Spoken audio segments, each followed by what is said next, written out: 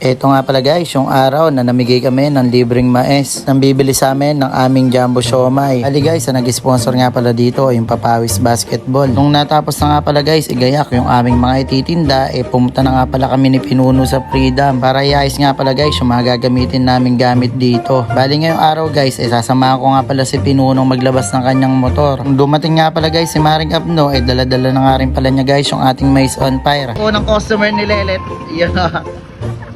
Ayun. Dahil dyan. Free na sila. Kaya ito guys, kasama ko na nga palang umalis si Pinuno. Pumunta na kami dito sa may Yamaha Burgos. Let's go.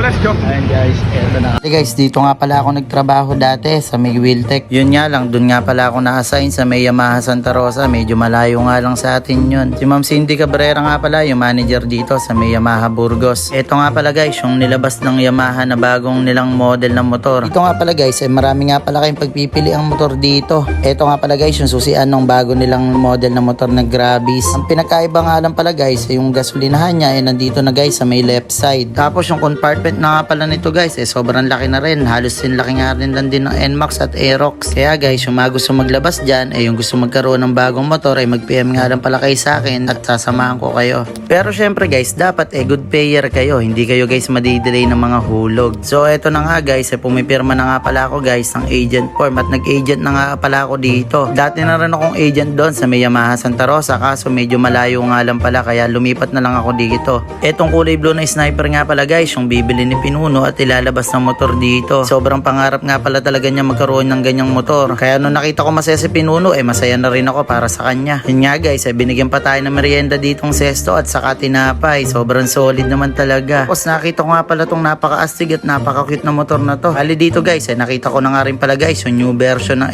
NMAX. Parang umigsi siya ng konti at medyo numipes. Yung NMAX ko kasi medyo malaki talagang tignan. Ito nga pala guys yung price list ng kanilang NMAX version 3. I-post nyo na nga lang pala guys kung di nyo nakita. Bali eto guys, tapos na nga pala guys, nakaalis na nga pala kami ni Pinuno sa Wiltec, pumunta na kami dito sa may pwesto. Nung pagdating ko nga guys, ang dami na nga rin pala guys tao dito sa may kapihan ni Lelet, pati na rin sa amin dito may mga nagda-dine in na rin. Eto nga si Maring Abno sobrang seryoso sa pagbebenta rito. Busy hindi mo makausap. Alam nyo guys, maikli lang ang buhay. Laan ito sa ngiti, sa paggawa ng mabuti, sa pagtulong at higit sa lahat sa paglilingkod sa ating Panginoon. Bawat segundo ay mahalaga, hindi mo alam, baka bukas wala ka na. O kaya baka isa sa minamahal mo sa buhay. Pero mahalagang tanong, handa ba tayo? Handa ka ba? Huwag mong sayangin ang oras mo sa pagkukumpara sa ibang tao. Kesyo siya may ganito, ikaw wala. Siya may naabot, ikaw andyan pa din. Wag, itigil mo yan, mabuhay ka, tumawa ka, tumulong ka, tigit sa lahat, maglingkod ka sa Panginoon. Dahil ang buhay ay maikli lang at kapag tayo ay nasa Kanya na, mararamdaman mo totoong kahulugan ng buhay. Buhay na walang inggit, buhay na walang hinahangad, mapaglingkuran lang ang ating Panginoon at buhay na walang hanggan. Makakasama mo siya sa Kanyang paraiso na ipinangako sa atin. So, na-share ko nga lang pala guys, napagkagandang mensahe naman yan talaga. Sa mga customer natin na to na matiga Kapitan Pepe na dinayo pa tayo, maraming salamat po sa inyo. At eto guys, yung suki nating sila Buddy Jake at sila Madam talagang bumibili lagi na ating siomai. At saka na rin nga pala guys ng ating mais on fire. Bali si Buddy Jake nga pala nag-iwan sa atin na ipamimigay natin bigas. Nahirapan nga raw siya maghanap ng pagbibigyan nito sa mga taong na kailangan talaga. Grabe naman talaga si Buddy Jake sobrang ganda ng kanyang kalooban. Maraming salamat. Dumating na nga rin pala guys yung manager ko, si Sian Vlog. Nung medyo umupa nga pala guys yung tao, nag-happy naman na sila dito. Tapos maya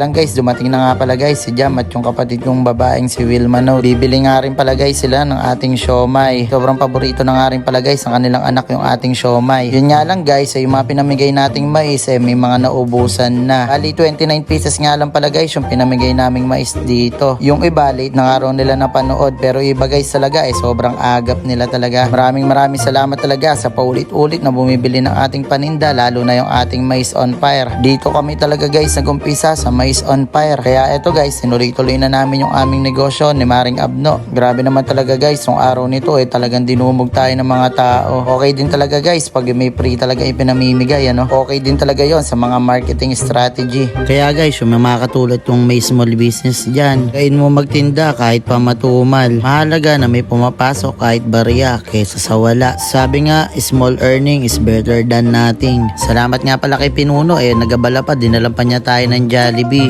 Tinanong ko kung para saan yun. Yun nga raw, yung tulong natin sa kanya na nakapaglabas siya ng motor, kaya niya tayo binilan nun. Sobrang liit na bagay nun guys, pero tignan nyo guys, na-appreciate din niya yung mga ganong bagay. Kaya ito guys, nakaubos na nga pala kami na aming paninda, nagliligpit na nga pala kami guys dito nila Maring Abno. Pati nga pala guys si Lelet, sold out nga pala ng araw na to. Maraming salamat po sa lahat ng bumili sa amin. Dito na nga pala kami guys, nakapagapunan sa may Jollibee. Dito nag-aya nga pala si Ate Meb namin. Kahit paminsan-minsan maikain mo dito yung mga pamilya mo, malaking bagay na yun para sa kanila. Yung panganay nga pala namin guys, tapos nang kumain. Maaga kasi guys kumakain yun. Takot din talaga guys kumain yung mga anak ko talaga ng kanin. Bago kumain nga pala guys ng marami, kailangan pa talaga guys ng kapalit. Bali si Ate Meb na nga pala nag-lead ng prayer namin.